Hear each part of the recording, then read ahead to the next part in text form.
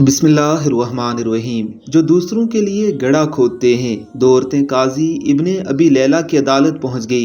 ये अपने ज़माने के मशहूर व मारूफ काजी थे। काजी ने पूछा, तुम दोनों में से किसने बात पहले करनी है। उनमें से बड़ी उम्र वाली औरत ने दूसरी से कहा, तुम अपनी बात काजी साहब के आगे रखो। वो कहने लगी, काजी साहब ये मेरी फुप्पी है, मैं इसे अम्मी कहती हूँ, चूँकि मेरे वालिद के इंतकाल के बाद इसी ने मेरी परवरिश की है, यहाँ तक कि मैं जवान हो गई। काजी ने पूछा, इसके बाद। वो कहने लगी, ये मेरे चाचा के बेटे ने मंगनी का पैगाम भेजा, इन्होंने उनसे शादी कर दी। मेरी शादी को कई साल गुजर गए, अज़दवाजी ज़िंदगी खूब गुजर रही थी। एक दिन मेरी ये फुप्पी मेरे घर आई और मेरे शोहर को अपनी बेटी से दूसरी शादी की ऑफर कर ली। साथ ही ये शर्त रख दी कि पहली बीवी का मामला फुप्पी के हाथ में सौंप दे। मेरे शोहर ने कुंवारी दोशीज़ा से शादी के चक्कर में शर्त मान ली।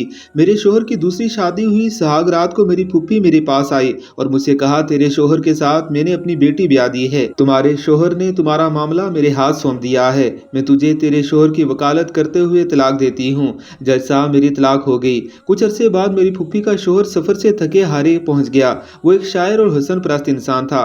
मैं बन संवर कर उसके आगे बैठ गई। उनसे कहा कि आप मुझसे शादी करें। उसकी खुशी का ठिकाना न रहा। उसने फौरी हाँ कर ली। मैंने उनके सामने शर्त रख ली कि आपकी पहली बीवी यानी मेरी फुप्पी का मामला मेरे हाथ सौंप दें। उसने ऐसा ही किया। मैंने वकालत का हक इस्तेमाल करते हुए फुप्पी को तलाक दे डाली। फुप्पी के साबका शोहर से शादी कर ली। काजी हैरत से फिर वो कहने लगी, काजी साहब, कहानी अभी ख़त्म नहीं हुई। कुछ अरसे बाद मेरे उस शायर शोहर का इंतकाल हुआ। मेरी ये फुप्पी विरासत का मुतालबा करते पहुंच गई। मैंने उनसे कहा कि मेरे शोहर ने तुम्हें अपनी ज़िंदगी में तलाक दी थी, अब विरासत में तुम्हें कोई हिस्सा नहीं है। झगड़ा तूल पकड़ा। इसी दौरान मेरी इद्दत भी गुजर गई। एक दिन मेरी ये फुप्पी अपनी बेटी और दामाद यानी मेरे साबका शोहर को लेकर मेरे घर आई और विरासत के झगड़े में मेरे उसी साबका शोहर को सालिस बनाया। उसने मुझे कई सालों बाद देखा था। मर्द अपनी पहली मोहब्बत नहीं भूलता है। चनाचा मुझसे यूं मिलकर उसकी पहली मोहब्बत ने अंगड़ाई ली। मैंने उनसे कहा कि फिर मुझसे शादी करोगे। उसने हाँ कर दी। मैंने उनके सामने शर्त रख ली कि अपनी पहली बीवी यानी मेरी फुप्पी की बेटी का मामला मेरे हाथ में दें। उसने ऐसा ही किया। मैंने अपने साबका शोहर से शादी कर ली और उसकी बीवी को शोहर की वकालत करते हुए तलाक दी। काजी अबी लैला सर पकड़कर बैठ गए और फिर पूछा कि इस केस में अब मसला क्या है।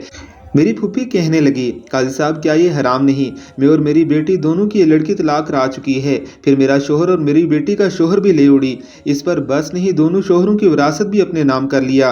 काजी इब्ने अबी लैला कहने लगे, मुझे तो इस केस में हराम के ही नज़र नहीं आया।